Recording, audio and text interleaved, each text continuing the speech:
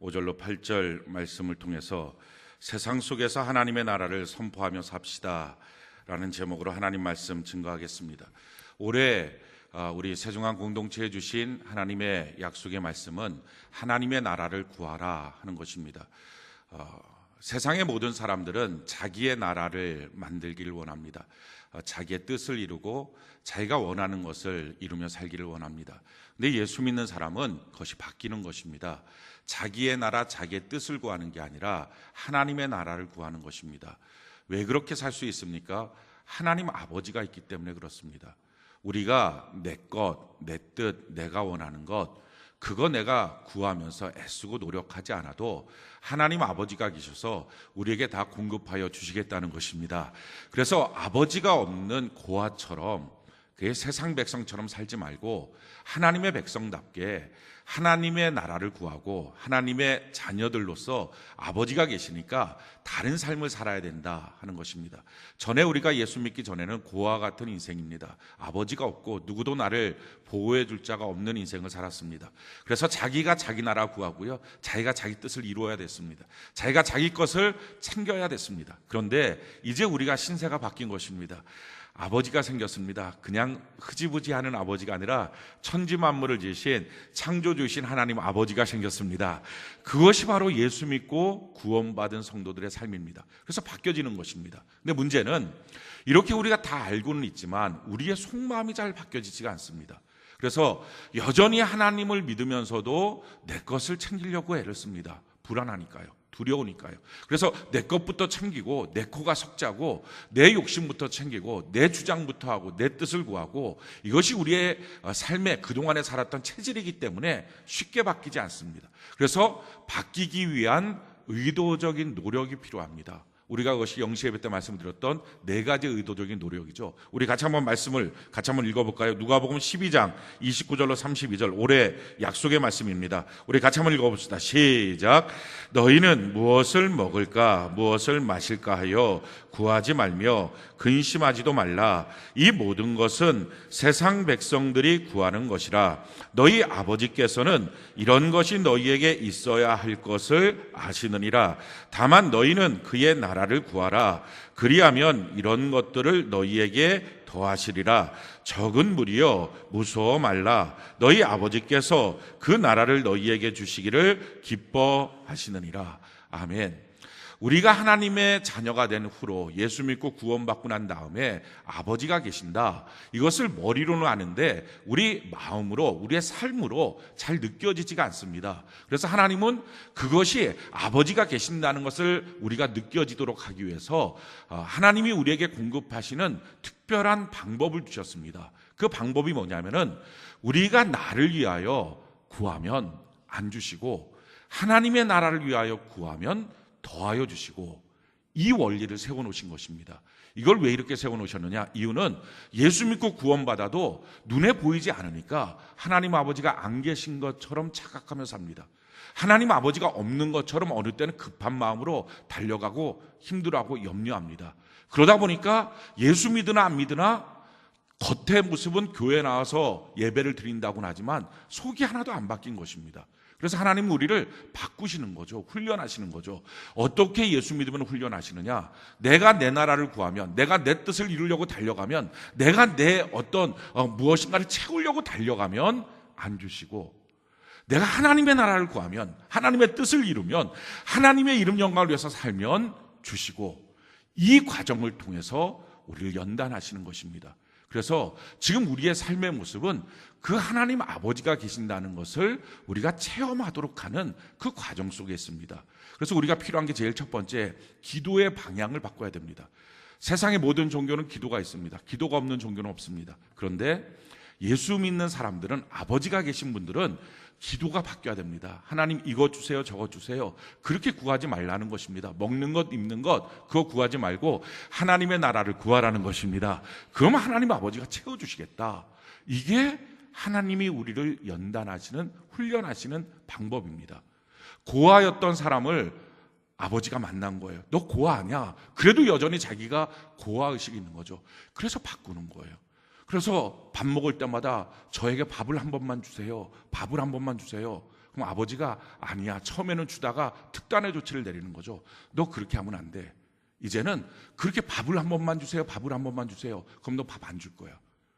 도리어 너가 당당하게 이 집의 주인이니까 그냥 밥 달라고 말하고, 그런 밥 주세요, 밥 주세요, 이것이 머릿속에 꽉 차 있지 말고, 고아였을 때는, 거지였을 때는 그게 가장 중요한 삶의 근거니까. 근데 이제는 그게 아니라 내 아버지의 마음이 어떨까, 내 아버지의 뜻이 어떨까, 내 아버지의 사업을 어떻게 이루어갈까, 이것이 마음에 꽉 차야지 진짜 아들인 것처럼 그렇게 살아야 돼 라고 하나님이, 어떤 아버지가 자기 아들을 고아인 줄 알고 그렇게 자랐던 아들을 마침내 찾아서 아들다운 아들로 만들려고 훈련하는 것처럼 똑같다는 것입니다. 이것 주세요, 저것 주세요, 그럼 안 주시겠다는 것입니다. 도리어 하나님의 나라를 구하고 하나님의 뜻을 구하고 하나님의 사업을 위해서 내 마음을 드리기 시작할 때, 그럼 내가 너에게 더하여 주겠다, 이 모든 것을 누릴 수 있도록 만들어 주겠다. 이게 첫 번째입니다. 이게 기도의 방향이 바뀌어야 됩니다. 또 한 가지는요, 욕심을 내려놔야 됩니다. 욕심은 언제 생기냐면은 내 것이 없는데 내 것으로 만들고 싶을 때 생기는 것입니다. 근데 천지 만물을 지으신 하나님이 우리 아버지가 되십니다. 믿으십니까?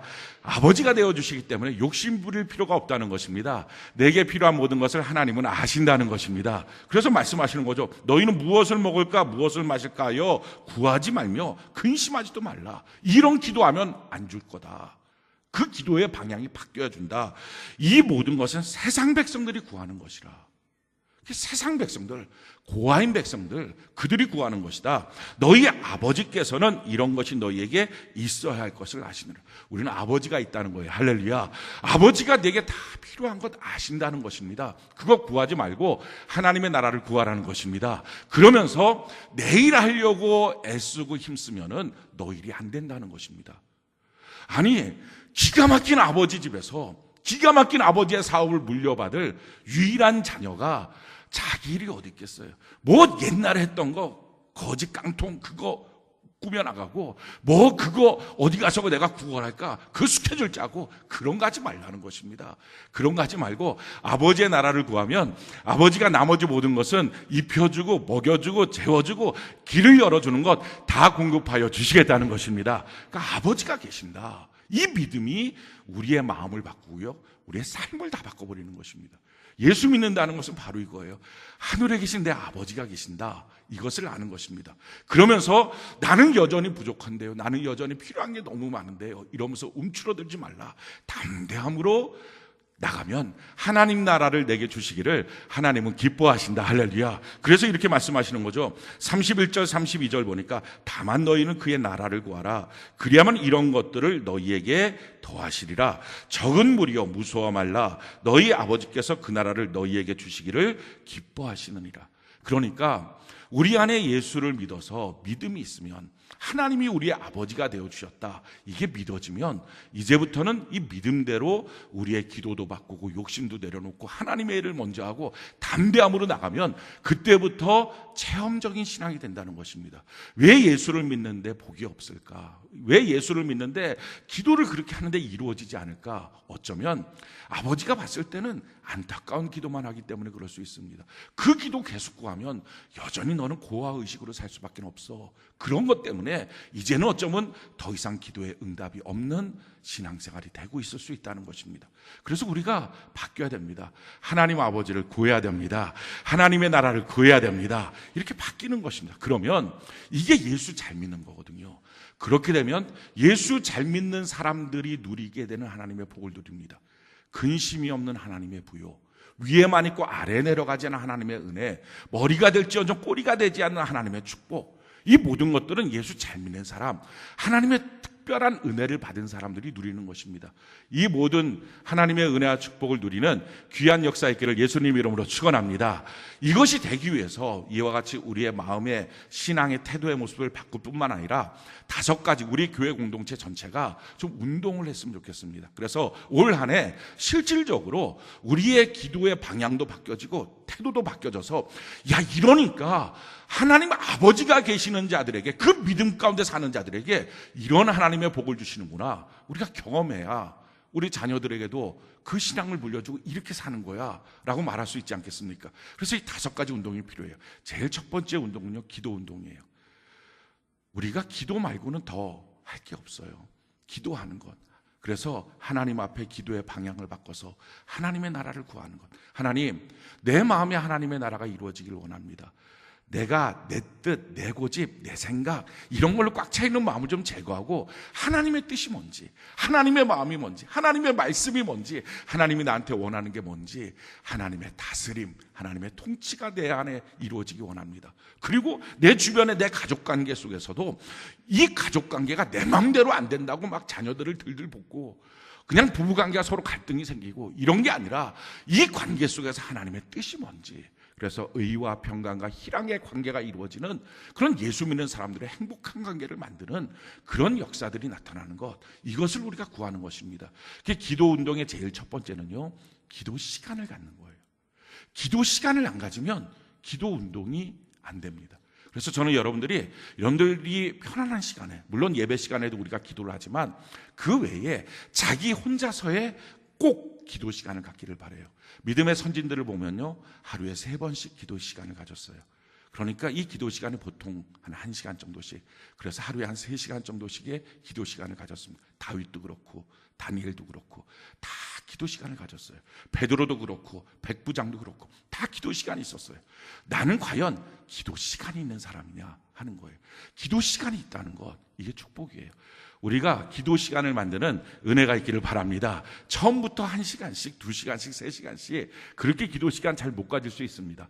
근데 5분이라도 10분이라도 시간을 정해놓고 하나님 앞에 기도하는 것, 그 기도 시간에 하나님 우리를 만나주시고 우리 마음을 변화시켜 주시고 우리에게 하나님의 나라를 이루어 주시는 은혜가 있게 될 줄로 믿습니다. 두 번째는요, 말씀 운동이 일어나야 됩니다. 하나님의 뜻은, 하나님의 나라는 당연히 말씀을 통해서 우리에게 가르쳐 주시겠죠. 그러려면 말씀 보는 시간이 있어야 돼요. 그래서 큐티하는 시간, 그걸 가지시라는 것입니다. 아침에 가능하면 일어나서 꼭 성경을 읽으시기 바랍니다. 큐티하는 시간, 성경을 하루에 3장씩 읽든지 10장씩 읽든지 1장씩 읽든지 하루에 날마다 빠짐없이 성경을 읽는 것입니다. 그래야 하나님의 뜻을 알 수 있습니다. 우리 침례교회입니다. 침례교회가 뭐냐? 뭐 장로교회, 감리교회, 뭐 침례교회, 뭐 이런 교단들이 있는데 그게 뭐냐? 침례교회의 가장 중요한 특징은요, 성경을 사랑하는 거예요. 침례교회는 헌법이 없어요. 교단법이라는 게 없어요. 오직 성경이 뭐라고 말하고 있느냐, 이것대로 하는 거예요. 그래서 저는 여러분들이 성경을 읽는 사람 되기를 바랍니다. 성경을 사랑하는 사람 되기를 바랍니다. 거기서부터 신앙을 시작하는 거예요. 신앙은요, 단순한 체험으로 되는 게 아니고요, 하나님의 말씀이 무엇인지를 알고 그것을 믿는 것입니다. 그럴 때부터 우리의 신앙은 자라날 수 있습니다. 성경을 읽기 시작하는 것, 그러려면 그냥 뜨문뜨문 기억날 때, 생각날 때 읽는 게 아니고 성경 읽는 시간, 이걸 두는 거예요. 왜 제가 자꾸 이렇게 시간을 강조하냐면요, 사람이 변화됐다는 것은요, 그의 시간을 보면 알아요. 학생이 아니었던 사람이 학생이 됐어요. 그럼 뭐가 생기는 겁니까? 수업 시간이 생겨요. 학교 시간이 생겨요. 그래서 학교 시간 늦지 말아야지, 수업 시간 늦지 말아야지, 이 시간이 생겨요. 백수였던 사람이 직장이 생겼어요. 그럼 뭐가 생깁니까? 근무 시간이 생겨요. 직장 시간이 생겨요. 직장 시간에 늦지 말아야지, 근무 시간에 늦지 말아야지, 시간이 생겨요. 그 사람이 근데 어느 날 퇴직했어요. 그럼 뭐가 없어지죠? 다른 건 다 똑같이 있는데 근무 시간이 없어져요. 그 시간이라고 하는 것은요, 그 사람이 어떤 사람인지를 결정하는 거예요. 어떤 사람은 살아있다는 것은요, 반드시 뭐가 있습니까? 식사 시간이 있어요. 살아있는데 뭐 40일 금식기도 할 수 있겠죠. 근데 이제 50일이 넘어가고 60일이 넘어가는데도 그 사람은 식사 시간이 없다. 이거 살아있는 게 아니에요. 그거 죽은 거예요. 마찬가지예요. 식사 시간이 있던 사람은 식사 시간이 없어져요. 그걸 죽었다 그럽니다. 사람도 마찬가지. 우리가 예수 믿기 전에는 뭐가 없었어요? 예배 시간이 없었어요. 근데 예수 믿고 난 다음에 예배 시간이 생겼어요. 할렐루야. 그래서 예배 시간이라고 하는 것, 이것을 시편 50편 5절에 보면 내 성도들을 내 앞에 모으라. 예배로 나와 언약한 자들이라. 할렐루야. 그러니까 예배 드리는 사람이 성도예요. 나 그냥 예수 믿는데요, 나 그냥 내 교회 그냥 있는데, 그게 아니라 내가 과연 예배 시간이 있느냐. 마찬가지예요. 예수 잘 믿으려면 기도 시간이 있느냐. 그래서 믿음의 선진들을 한번 보면 기도 시간에 사도행전 3장에도 보면 베드로와 요한이 제9식 기도 시간에 성전에 올라가다가 안진뱅이를 일으키는 거예요. 기적은 느닷없이 어느 날 갑자기 일어나는 게 아니라 기도 시간에, 예배 시간에, 말씀 시간에 그때 일어납니다. 저는 그래서 여러분들이 올 한 해 기도 시간을 정하는 은혜가 있기를 바랍니다. 예배 시간을 확실하게 정하고 늦지 마십시오. 예배를 늦으면서 하나님의 은총을 구하고 하나님의 복을 구한다는 거 어불성설이에요. 말도 안 되는 거예요. 아니, 직장에 맨날 늦는 사람이 난 직장에서 승진해야지, 가능성 없는 얘기예요. 그러니까 내가 올 한 해 하나님의 특별한 도우심을 받겠다 결심하는 것은요, 다른 것 아니에요. 내가 시간을 어떻게 드리고 있느냐, 거기서부터 결정이 되는 거예요. 말씀 보는 시간, 이거 갖는 것. 세 번째는요, 교회 운동이에요. 이 교회 운동은 교회 회복 운동입니다. 우리가 교회를 회복해야 된다. 올해가 종교개혁 500주년이라고 말하죠. 회복해야 된다. 근데 교회가 무엇을 어떻게 회복합니까? 회복하는 건 딱 한 가지예요. 교회라고 하는 것은요, 다른 게 뭐가 교회가 아니고요, 저와 여러분들이 교회예요. 우리가 예수 그리스도를 머리로 모시고 같이 모여있는 부르심을 받은 신앙의 공동체, 할렐루야, 그게 교회예요. 저와 여러분들이 교회예요. 그러니까 교회 개혁하자, 그건 뭐 딴 거 개혁하는 게 아니고요, 저와 여러분들이 개혁돼야 돼요. 그럼 교회에서 뭘 개혁할 것이냐? 한 가지 개혁하는 거예요. 하나님의 말씀을 듣고 말씀대로 행해보는 것. 그거는요, 가정에서도 잘 안 되고요, 직장에서도 잘 안 돼요. 교회에서 그걸 연습해보고 그 순종을 해보고 그 훈련을 한 사람만이 가정에 돌아가서도 말씀대로 행해볼 수 있어요. 또 마찬가지로 회사에서도 그 말씀대로 행해볼 수 있어요. 우리가 사실은 세상을 살면서 안 해본 것 딱 한 가지예요. 말씀대로 사는 것, 그거 안 해봤어요. 이것도 해보고 저것도 해보고 뭐 이수도 써보고 저수도 써보고 그래도 안 되는 게 너무 많은 거예요. 그러면 마지막으로 한번 해봐야 돼요. 이 성경 말씀대로 하나님이 일하신다면 내가 한번 말씀대로 살아보자. 할렐루야, 말씀대로 살아보자. 누가 나랑 싸워요, 누가 나한테 욕을 해요. 그럼 우리가 그동안 어떻게 했어요? 어릴 땐 참기도 했어요. 어릴 땐 같이 붙어서 싸우기도 했어요. 막 소리 지르기도 했어요. 그 사람보다 더 크게 화를 내기도 했어요. 가서 때리기도 했어요. 근데 그런 걸로 우리 인생의 문제가 행복하지 않더라는 거죠. 그러면 말씀대로 해보자는 거예요. 베드로후서 3장에 있는 말씀처럼, 성경이 베드로전서 3장에 있는 말씀처럼 우리에게 주시는 말씀이, 누가 욕을 욕으로, 악을 악으로, 그렇게 올 때 갚지 말라. 욕을 욕으로, 악을 악으로 갚지 말고 도리어 축복하라. 할렐루야.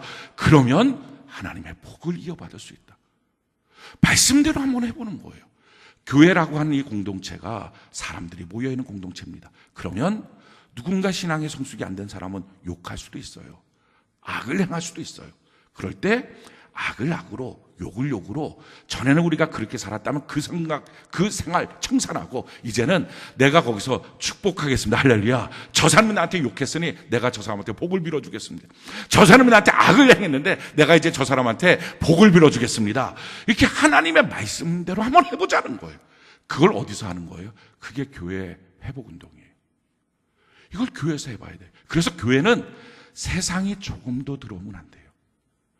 교회 운동이라고 하는 것은요, 말씀대로의 운동이에요. 근데 우리가 어떻게 교회를 망치려고 합니까? 교회를 자꾸 세상처럼 만들려고 그래요. 그래서 말씀대로가 아니라 사람이 상식대로, 사람이 생각대로, 내 마음대로, 내 원하는 대로 이렇게 주장하고 싶어요.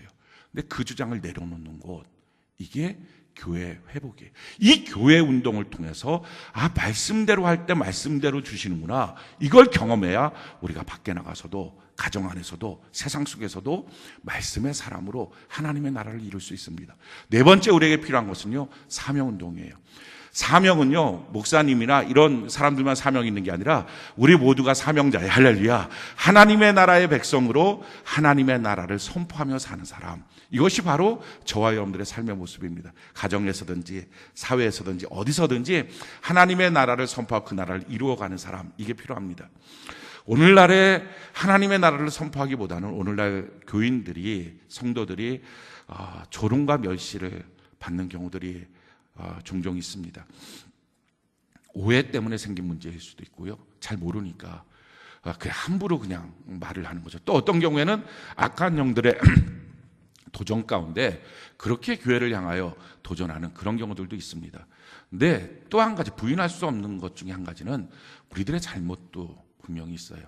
그 잘못 가운데 뭐가 있을까? 이런 것들이 있을 거예요. 예수 믿는다고, 교회 다닌다고 다른 삶을 사는 거예요. 다른 거예요. 뭐해? 이번에 일요일 날 어디 놀러 갈까? 나는 주일이라고 불러. 주일날에 나 예배 가야 돼. 교회 가야 돼. 너는 나랑 다르구나. 다르게 사네? 이렇게 보는 거예요. 뭐해?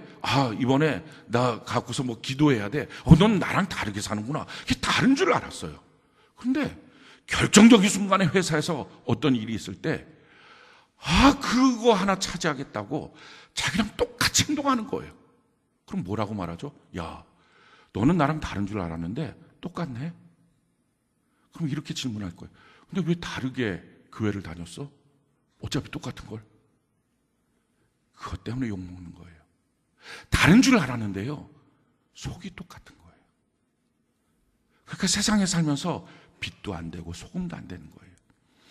이 사명운동이라고 하는 것은 우리가 사는 모습은 똑같은 거예요. 가정 안에서 자녀 키우는 것도 똑같고 회사 생활하는 것도 다 열심히 똑같고 다 똑같아요. 이런저런 핑계 안 대고 열심히 합니다. 근데 그러다가 어느 날 결정적으로 무엇인가를 탁 하고 싶을 때 세상 사람과 전혀 다른 결정을 하는 거예요. 야, 너 왜 그렇게 결정해? 하나님 아버지가 계셔. 그때서부터 그의 마음이 궁금해지는 거예요. 이게 예수 믿는 삶이에요. 이게 사명운동이에요. 그래서 하나님의 나라를 선포하는 것. 속이 바뀌지 않으면 아무것도 안 바뀐 거예요. 여호수아와 갈렙이 마음이 달라서 가나안 땅에 들어간 거예요. 마음이 다른 사람. 이것이 예수 믿는 사람이에요. 이 마음에 하나님 아버지가 계신 사람, 말씀 있는 사람, 이게 예수 믿는 사람이에요. 다섯 번째 운동은요, 재림운동이에요. 우리 예수님 곧 오십니다. 아멘이십니까? 그 예수님을 기다리는 신부처럼 준비하는 삶. 성경 그 준비하는 삶에 대해서 우리에게 이렇게 말씀하고 있어요. 우리 베드로후서 3장 17절 18절 우리 같이 한번 한 목소리 읽어볼까요? 시작. 그러므로 사랑하는 자들아, 너희가 이것을 미리 알았은즉 무법한 자들의 미혹에 이끌려 너희가 굳센 데서 떨어질까 삼가라. 오직 우리 주 곧 구주 예수 그리스도의 은혜와 그를 아는 지식에서 자라가라.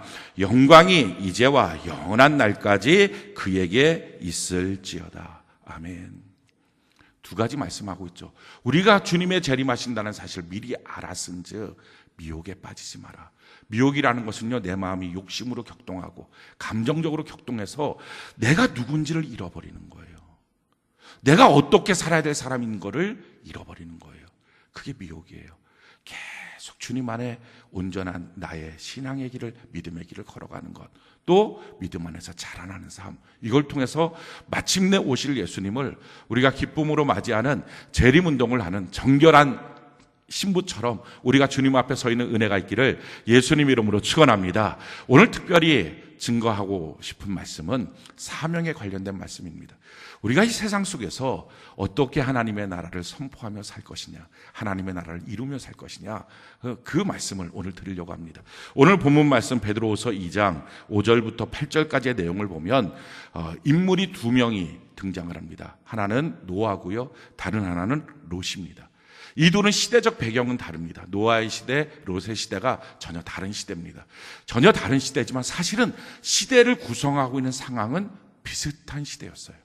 노아의 시대는 우리가 잘 아는 것처럼 노아의 대홍수, 하나님의 심판, 다른 말로 말하면 하나님의 심판으로 멸망당하기 직전에 살았던 사람, 이 사람 노아예요.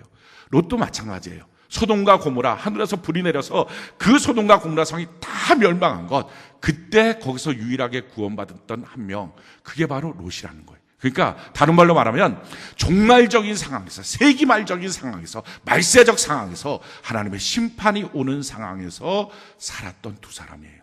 그리고 이 두 사람은 똑같이 의인이라고 말하고 있어요. 노아도 당대 의인이라고 말하고요, 또 롯도 오늘 성경에 보니까 그는 의인이었다라고 말합니다. 이 의인이라는 말은 오늘날로 말하면 그리스도인, 성도, 그것보다 좀 더 나을 수는 있어요. 뭐 예수 잘 믿으려고 애쓰는 사람, 요 정도로 우리가 볼 수 있습니다. 근데 그 둘이 똑같은 어떤 상황에서 똑같은 하나님을 믿는 백성이었는데 삶의 모습은 전혀 달라요. 우리가 이걸 통해서 오늘 이 말씀을 거울로 비추어서 우리의 모습을 비춰보고 우리가 올 한 해 어떻게 살 것인가를 보는 거죠. 노아의 삶의 모습은요, 오늘 5절 같이 한번 볼까요? 5절 베드로서 2장 5절 우리 같이 한번 한 목소리 읽어봅시다. 시작. 옛 세상을 용서하지 아니하시고 오직 의를 전파하는 노아와. 아멘. 거기까지요.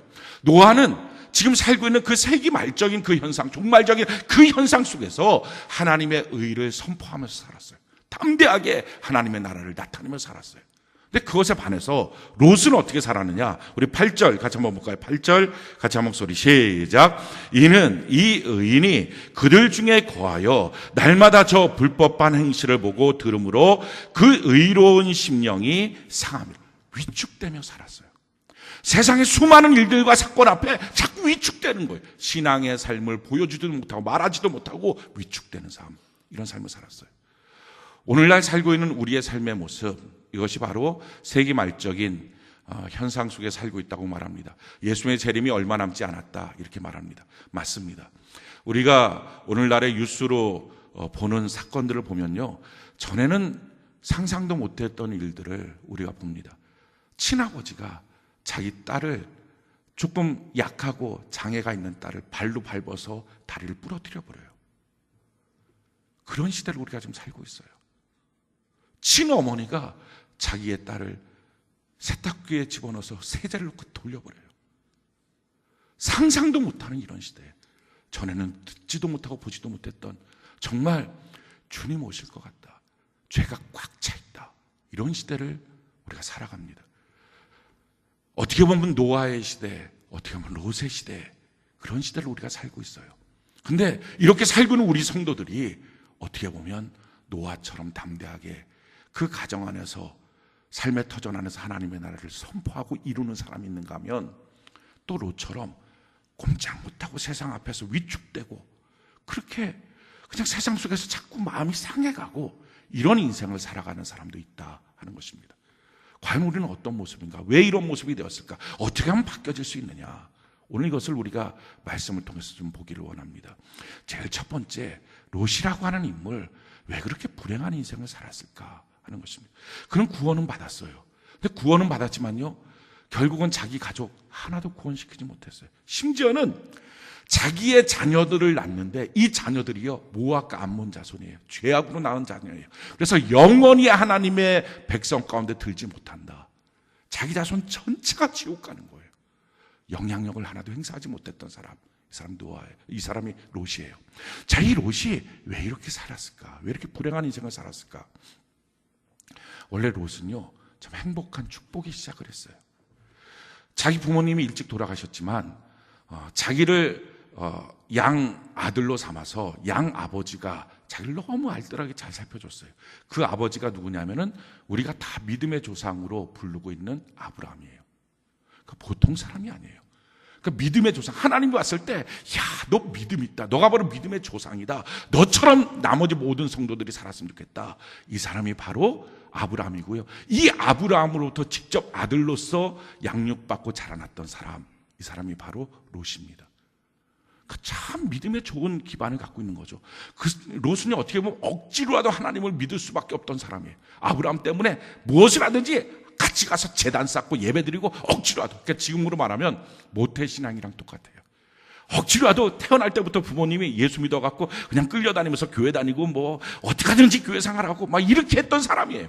이 모태신앙이라는 게, 억지로라도 교회 생활한다는 게, 이게 얼마나 놀라운 축복인지 몰라요. 저도 모태신앙이거든요. 그러니까 어렸을 때서부터 신앙의 틀이 내 체질이 돼버리는 거예요. 그 신앙생활이 쉬워요.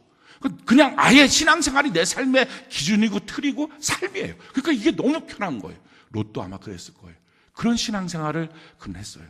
근데 모든 모태신앙이 그러는 것처럼 롯도요, 어느 날 어느 순간인가 정말 자기의 뜻대로 이제는 결정해야 될 시점이 왔어요. 모든 모태신앙도 마찬가지예요. 그냥 부모의 손에 의해서 억지로다가 뭐 어떻게 하든지 교회를 다니고 이렇게 하던 그 사람이 어느 날 분가를 한다든지 다른 지역으로 직장을 옮겨서 자기가 독립을 한다든지 뭐 여러 가지 경우에 있어서 자기가 무엇인가를 독립적으로 결정하는 그 시점이 다 옵니다. 롯도 그런 시점이 왔어요. 아브라함이 롯한테 말하죠. 그 복을 주셔서 둘이 같이 살 수가 없었던 거예요. 그러니까 아브라함이 롯한테 야, 너가 동을 택하면 내가 서를 택하고 너가 서를 택하면 내가 동을 택할게. 너가 어느 거 먼저 택해. 그러니까 지금 롯이 자기가 무엇인가 자기의 인생을 결정할 수 있는 그런 시점이 온 거예요. 그 시점에 자기의 마음이 보여요. 자기의 신앙의 본 모습이 나타나요. 그래서 성경이 이것을 이렇게 말하고 있죠. 창세기 13장 9절로 13절에 내 앞에 온 땅이 있지 아니하냐. 나를 떠나가라. 내가 좌하면 나는 우하고 내가 우하면 나는 좌하리라. 이에 롯이 눈을 들어 요단 지역을 바라본즉 소알까지 온 땅 위에 물이 넉넉하니 여호와께서 소돔과 고모라를 멸하시기 전이었으므로 여호와의 동산 같고 애굽 땅과 같았더라. 그러므로 롯이 요단 온 지역을 택하고 동으로 옮기니 그들이 서로 떠난지라. 아브라함은 가나안 땅에 거주하였고 롯은 그 지역의 도시들에 머무르며 그 장막을 옮겨 소돔까지 이르렀더라. 소돔 사람은 여호와 앞에 악하며 큰 죄인이었더라. 롯이 지금 결정적으로 자기가 무엇인가를 선택해야 될 시점이 왔어요. 자, 그럴 때 눈을 들어서 무엇을 봅니까? 야, 저 소돔과 고모라 땅, 너무 아름다운 땅. 왜냐하면 자기 마음속에는요 도시가 있었어요. 아브라함은 지금 있는 땅이 뭐예요? 사막 가운데서 장막 치고 있는 거예요. 그러다가 어느 날 애굽으로 잠시 내려갔던 적이 있어요. 거기 갔더니 그 애굽의 도시가 너무 아름다운, 너무 훌륭한 거예요. 거기서 생활하는 그 생활이 너무 편안한 거예요. 편리한 거예요. 그러다가 다시 가나안 땅에 왔어요. 다시 장막을 쳤어요. 그 장막 치고 있으면서도 이 롯의 마음속에는 계속 그 도시가 꿈꿔졌어요.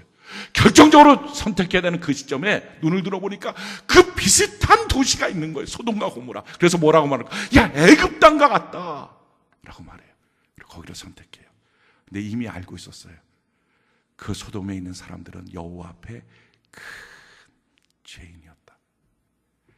그 사람들이 다 죄인이고 죄로 얼룩져 있다는 걸 알았어요. 근데 아마 롯은 이런 마음이 있었을 거예요. 내가 하나님을 믿는데, 아브라함이 내가 양 아들로 내가 지금까지 신앙 훈련하고 신앙생활 했는데, 그러면 하나님을 믿는 믿음과 내가 세상 속에서 도시 속에서 사는 살, 이 두 가지 내가 균형 잡혀서 살 수 있어. 내가 이걸 조율할 수 있어 라고 생각했을 거예요. 근데 우리가 성경의 분명한 말씀 앞에 귀를 기울여야 돼요. 성경이 우리에게 이렇게 말씀합니다. 우리 같이 한번 읽어볼까요? 요한일서 2장 15절 같이 한번 한 목소리 한번 읽어봅시다. 요한일서 2장 15절 같이 한 목소리 시작. 이 세상이나 세상에 있는 것들을 사랑하지 말라. 누구든지 세상을 사랑하면 아버지의 사랑이 그 안에 있지 아니하니. 세상도 사랑하고 하나님도 사랑하고 하나님도 섬기고 세상도 섬기고 난 이 두 가지를 잘 조율하면서 균형 잡히면서 난 살 수 있어. 근데 성경은 이렇게 말합니다. 세상 사랑하면 하나님을 향한 사랑은 없어져. 세상을 섬기면 하나님을 섬길 수 없어 라는 거예요. 그렇다면 아마 여러분들 이런 말씀 하실지 몰라요. 목사님, 그러면 우리가 세상을 다 떠나야 되겠네요. 산속에다 들어가야 되겠네요. 중들처럼 산속에다가 뭐 건물 져놓고 그냥 거기서 우리끼리 기도원 져놓고 살아야 되겠네요. 그 얘기가 아니에요. 배가 있어요. 근데 이 배가 바다 위를 갑니다. 바닷물을 가르고 가요. 그렇지만요, 아무리 바다 위에 떠 있어도 이 배는요, 바닷물이 들어오지 않아요. 만약에 이 배가 조금이라도 틈이 있어서 바닷물이 들어오면 바다와 함께 있는 게 아니고요, 침몰하는 거예요. 바다에 물고기가 있어요. 그 물고기 바다 안에 다니면서 막 뻐끔뻐끔하면서 바닷물도 먹어요. 그런데 이 생선을 잡아서 먹고 나면요, 이 생선의 살은요, 짜지 않아요. 바닷속에 살지만 바닷물이 그에게 영향을 주지 않아요. 예수 믿는 사람들은요, 마음이 세상이 들어오지 못하는 거예요. 근데 지금 롯의 문제는 뭡니까? 그 마음 안에 세상이 들어왔어요. 그러니까 하나님의 사랑과 세상 사랑을 균형 잡혀서 살 수 있을 거라고 생각했지만 성경은 말합니다. 너의 마음에 세상이 들어가면 하나님의 사랑은 그 마음에서 떠난다 라는 거예요. 성경이 우리에게 이렇게 말합니다. 우리 마태복음 6장 24절 우리 같이 한번 읽어볼까요? 시작.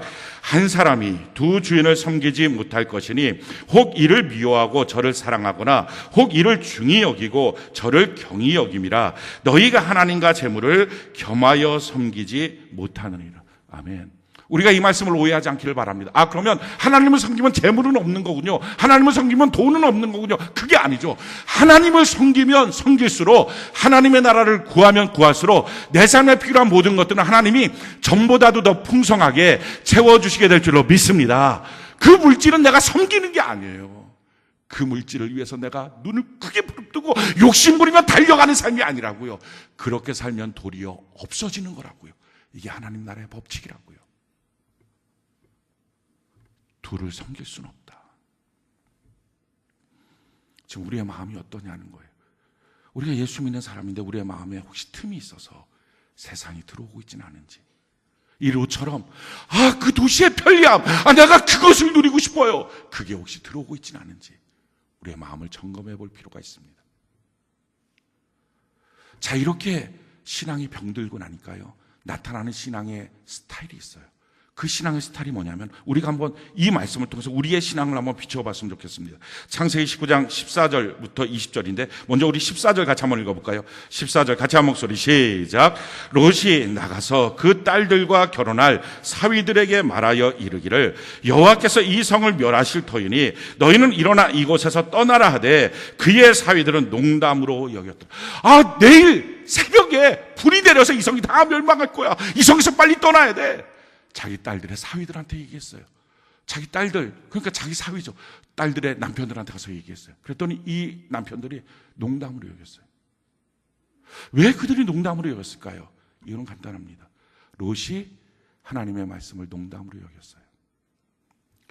우리가 다 똑같이 하나님의 말씀을 믿고 듣습니다. 근데 어떤 사람은요, 하나님이 하나님의 말씀대로 하신다, 이렇게 믿는 사람이 있는가 하면, 어떤 사람은요, 하나님의 말씀의 뉘앙스가 이런 거야, 하나님의 말씀의 의미는 이런 거야, 그러면서 말씀대로 하신다, 그렇게 안 믿어요. 그러니까 이거를 농담으로 여기는 거예요. 엄마가 자기 자녀한테 너 그러면 나한테 매 맞아, 절대 그러면 안 돼 라고 말할 때, 그럼 매 맞겠구나, 말씀대로 믿는 거죠. 근데 매 맞아, 절대 그러면 안 돼, 그럴 때 아이의 마음속에 엄마가 화났구나, 그럼 뭐예요? 매 맞아 라고 하는 말을 농담처럼 여기는 거예요. 왜 하나님의 말씀에 대해서 그만큼 중요하게 여기지 않죠? 자기 마음속에 세상이 들어온 거예요. 사랑하는 성도 여러분, 지금 만약에 여러분들이 하나님의 말씀을 말씀 그대로 우리의 삶에 적용하고 말씀 그대로 믿고 살아야 돼, 말씀대로 하셔 라고 하는 말보다는 그냥 그 의미, 뉘앙스, 이런 느낌이겠구나 라고 생각하고 살고 있다면 세상이 들어온 거예요. 하와가 자기 마음속에 유혹이 들어오니까요, 이 선악과 먹으면 반드시 죽어, 하나님의 그 말씀에 대해서 죽을 것 같기도 해, 죽는다는 그 말씀을 농담처럼 만들어요. 자기가 농담처럼 여기니까요, 자기 주변 사람들도 하나님의 말씀을 농담으로 여깁니다. 하나님의 말씀대로 믿고 있느냐 아니냐, 그것은 굉장히 중요한 차이예요. 왜?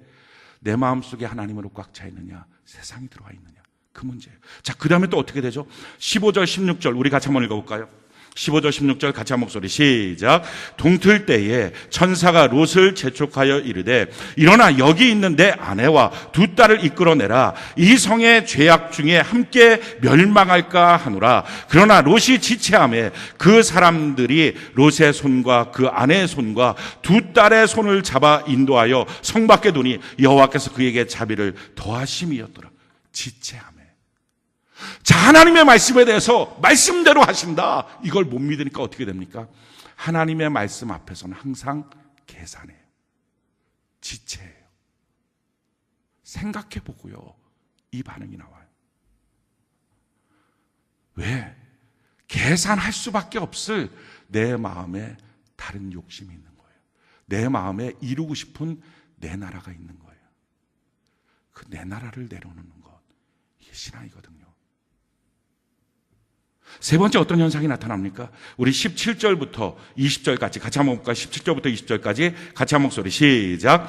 그 사람들이 그들을 밖으로 이끌어낸 후에 이르되 도망하여 생명을 보존하라. 돌아보거나 들에 머물지 말고 산으로 도망하여 멸망함을 면하라. 롯이 그들에게 이르되 내 주여 그리 마옵소서. 주의 종이 주께 은혜를 입었고 주께서 큰 인자를 내게 베푸사 내 생명을 구원하시오나 내가 도망하여 산에까지 갈 수 없나이다. 두렵건대 재앙을 만나 죽을까 하나이다. 보소서 저 성읍은 도망하기에 가깝고 작기도 하오니 나를 그곳으로 도망하게 하소서. 이는 작은 성읍이 아니니까 내 생명이 보존되리이다. 하나님이 뭐라고 말씀하시면 항상 뭐래요? 그건 내게 너무 힘들어요. 타협을 해요. 내 주여 그리하지 마옵소서. 그렇게까지는 내가 못하겠어요. 나는 요 정도 하고요. 요 정도 하면 되지 않았어요? 그럼 하나님, 그냥 요 정도로 우리 그냥 마감 집시다. 신앙생활 하면서 항상 다른 걸 얘기해요. 이렇게 하십시오. 라고 얘기하면 이거 하면 안 되나요? 11조 하세요. 저 굳이 하면 안 되나요? 주일 성수하십시오. 저 수요일날 예배 나오면 안 되나요? 하나님의 말씀 그대로 고지곳대로 믿고 행하지를 않는 거예요. 왜? 내 마음속에 내가 이루고 싶은 내 나라가 있어요. 그러니까 어떻게 됩니까? 내 주변에 아무도 영향력을 행사하지 못해요. 내 안에 세상이 있는데 어떻게 세상을 내가 담대하게 이기고 하나님의 나라를 만들겠어요? 그 세상 앞에 위축되는 거예요. 왜 돈 앞에 두려워할까? 왜 회사의 상사 앞에 벌벌 떨까? 왜 주변의 관계 속에 항상 힘들고 염려, 걱정, 의심이 떠나지 않을까? 이유는요, 내 안에 세상이 꽉 차 있으니까. 이걸 몰아내는 거예요. 우리가 반대쪽에 한 인물을 우리가 봅시다. 노아라고 하는 인물. 이 노아라고 하는 인물이 살고 있었던 시대적인 배경을 성경은 이렇게 말하고 있어요. 창세기 6장 1절로 3절. 우리 같이 한번 한 목소리 한번 읽어볼까? 창세기 6장 1절로 3절. 같이 한 목소리 시작. 사람이 땅 위에 번성하기 시작할 때에 그들에게서 딸들이 나니 하나님의 아들들이 사람의 딸들의 아름다움을 보고 자기들의 좋아하는 모든 여자를 아내로 삼는지라.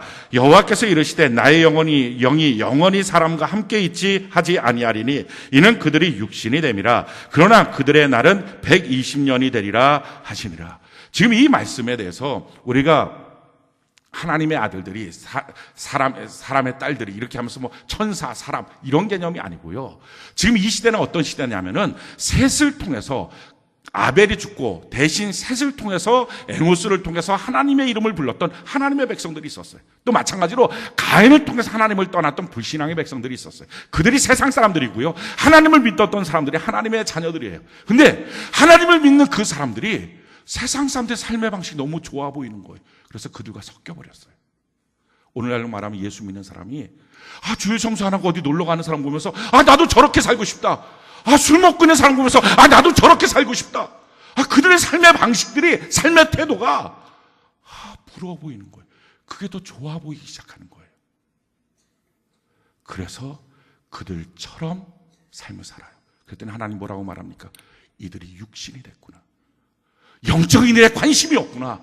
내가 이들로부터 떠나버려야 되겠다. 그래서 살아있는 영적 존재가 육신이 돼버리고 만 거예요. 자, 이렇게 됐더니 나타나는 현상이 뭡니까? 이런 현상이 나타났어요. 우리 5절부터 7절까지 창세기 6장 같이 한번 읽어봅시다. 시작.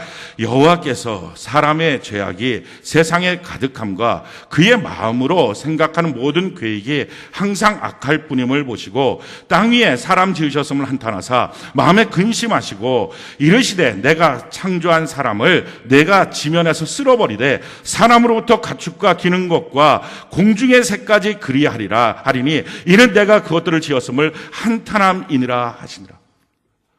하나님께서 가장 힘들어하는 것, 하나님께서 가장 가슴 아파하는 것, 그것은 죄가 많은 게 아니에요. 죄인들이 많은 게 아니고요. 그 죄인들을 정화시킬 하나님의 사람이 죄인들처럼 타락하는 것, 이거예요. 하나님의 아들들이 하나님의 아들처럼 서 있어야 되는데 세상 사람처럼 섞여버리고 나니까 결국 세상은 내가 다 쓸어버려야 되겠다. 소돔과 고모라 땅은 죄가 많아서 죽은 땅이 아니고요, 의인 10명이 없어서 망한 거예요. 한 가정이 한 가정이 망하는 것은 그들의 죄가 많아서가 아니라 그 가정 안에서 마침내 신앙을 지키고 하나님 앞에 온전한 예배로 서 있던 한 사람마저 같이 타락할 때 그 가정은 망하는 거예요. 한 사람이 서 있는 것, 하나님의 백성이 서 있는 것, 이게 중요합니다. 근데 그 시대는요, 다 섞여버렸어요. 오늘날 예수 믿는 사람이 세상 사람과 똑같아질 때 그게 망하는 때예요.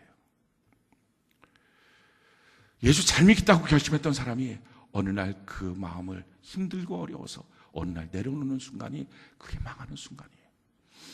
하나님 다 쓸어버리겠다고 하셨어요. 근데 그때 노아는 은혜를 입었거든요. 어떻게 해서 그가 은혜를 입었을까? 오늘 가장 중요한 포인트의 말씀이죠. 우리 창세기 6장 8절 우리 같이 한번 읽어볼까요? 창세기 6장 8절 같이 한 목소리 시작. 그러나 노아는 여호와께 은혜를 입었더라. 아멘. 이게 노아가 전혀 다르게 살았던 삶의 방식이에요. 여기서 노아는 하나님께 은혜를 입었더라, 이 말씀은요, 원어 그대로 해석하면 이 말씀입니다. 그러나 노아는 그 시대에 하나님의 눈에서 하나님의 사랑을 보았더라, 은혜를 보았더라, 이 말이에요. 지금 하나님의 얼굴은 어떤 모습일까요? 다 쓸어버릴 거야, 다 죽여버릴 거야, 한 놈도 남겨없이 다 죽일 거야. 얼마나 화나 있는 얼굴일까요? 얼마나 속상한 얼굴일까요? 얼마나 가슴 아픈 얼굴일까요? 근데 그 얼굴 가운데 노아가 하나님의 눈을 봤는데 그 눈 안에는요, 하나님이 사람들을 향한 사랑이 보이는 거예요. 사랑을 만나면 결론이 달라져요. 누군가 무슨 말을 할 때 그 사람을 향한 사랑의 마음이 내 마음에 있으면 그를 향한 답이 달라져요. 사랑이라고 하는 것을 만나면 사람은 결론이 달라집니다. 우리가 그런 말들이 있죠. 장수는 자기를 알아주는 군주 앞에 목숨을 건다. 알아주는, 이 말의 뜻이 뭐예요? 날 사랑하는. 사랑을 만나면 태도가 달라져요. 왜 노아가 이 시대에 120년을 순종할 수 있었을까? 왜 노아가 이 시대에 자기의 자녀들, 아니 심지어는 며느리들까지 120년 동안 산 위에다가 방주를 짓는 이 어처구니 없는 일에 120년 동안 순종하는 가정을 만들었을까? 왜 틈만 나면 나가서 복음을 증거할 수 있었을까? 이유는요, 노아는 그 분노하시는 하나님의 얼굴 속에서, 그 눈에서 사랑을 만났어요. 이게 하나님 마음이군요. 하나님의 사랑을 만나면 삶이 달라져요. 사명을 감당하고 순종할 수 있습니다. 우리는 다 하나님의 사랑을 만난 사람이에요. 하나님의 사랑을 만났기 때문에 구원받은 사람이에요. 내가 어디서 또 하나님의 사랑을 찾아볼까? 그럴 필요가 없어요. 하나님의 사랑을 우리는 다 만난 거예요. 성경이 우리에게 이렇게 말합니다. 요한복음 3장 16절 우리 같이 한번 한 목소리 읽어볼까요? 시작. 하나님이 세상을 이처럼 사랑하사 독생자를 주셨으니 이는 그를 믿는 자마다 멸망하지 않고 영생을 얻게 하려 하십니다. 하나님께서 우리에게 주셨는데 돈을 주신 게 아니라요, 하나님께서 우리에게 주셨는데 다른 선물을 주신 게 아니라 하나밖에 없는 아들을 주셨다고요. 이런 사랑이 어디 있어요? 우리를 구원하겠다고, 날 구원하겠다고 아들을 주셨어요. 하나님이 나를 이처럼 사랑하사. 그래서 성경은 우리에게 이렇게 말합니다. 로마서 5장 8절 우리 같이 한번 한 목소리 읽어봅시다. 시작. 우리가 아직 죄인 되었을 때 그리스도께서 우리를 위하여 죽으심으로 하나님께서 우리에 대한 자기의 사랑을 확증하셨느니. 아멘. 우리는 그 사랑으로 구원받은 사람이에요. 그런데 혹시 살면서 내 마음의 사랑에 빈틈이 생겼습니까? 그래서 세상이 들어옵니까? 오늘 그걸 찾아봐야 돼요. 그걸 막아야 돼요. 오늘 내 마음 속에 혹시 세상이 들어오고 마귀가 들어옵니까? 그걸 막아야 돼요. 하나님의 사랑으로 우리의 마음이 꽉 찬 한 해가 되는 은혜가 있기를 바랍니다. 그래서 그 하나님의 사랑이 나를 꽉 채워서 하나님 앞에 순종하는 것, 사명을 감당하는 것, 하나님의 나라를 선포하는 것, 그것이 너무 행복한 사람. 그렇게 살면서 예수 잘 믿는 사람들이 누리게 되는 하나님의 은혜와 축복을 마땅히 누리는 삶, 우리가 그걸 살아가는 은혜가 있기를 바랍니다. 다시 말씀드립니다. 예수 믿는 사람은 속이 다른 사람이에요. 지금 예배드리고는 겉모습이 아니고요, 그 마음이 다른 사람이에요. 마음이 세상 사람과 똑같은 사람이 롯이었고요, 마음이 세상 사람과 다른 사람이 노아였어요. 주여, 나의 마음이 세상 사람과 달라서 하나님 아버지가 계신 걸 내가 분명히 믿기에, 그 사랑을 만났기에 그 사랑 안에 푹 빠져서 사는 나의 삶이 되게 하여 주시옵소서. 우리가 세상을 사랑하면서 세상에서 노력하고 애쓰는 것이 도대체 무슨 결실이 있으셨습니까? 도대체 무엇을 얻으셨습니까? 이제 그 방법 그만 내려놓고 성경이 우리에게 말하고 있는 그 방법대로 하나님의 나라를 구하는 은혜가 있기를 바랍니다. 그걸 구하기 위해서는요, 우리 마음이 오늘 점검해야 됩니다. 하나님의 사랑으로 꽉 차는 것, 틈 보이는 게 있는지 오늘 그것을 제거하고 하나님의 사랑으로 꽉 차는 저와 여러분들 되는 은혜가 있기를 예수님 이름으로 축원합니다.